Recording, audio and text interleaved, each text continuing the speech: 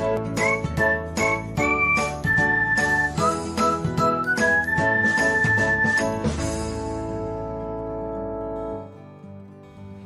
everyone, welcome back to another episode of Technologyglance. In this video, I'm going to guide you through how you can copy link of your profile on Pinterest. So, let's get started. Watch till the end and don't forget to subscribe to Technologyglance by hitting the subscribe button and press the bell icon so that you'll never miss another update. Without further ado, let's get started. First of all, open the Pinterest app on your device. Tap on your profile icon. Then, select three dots icon.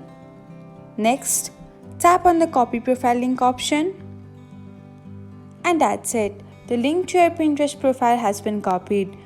Now, you can paste the link on any platform and share your Pinterest profile.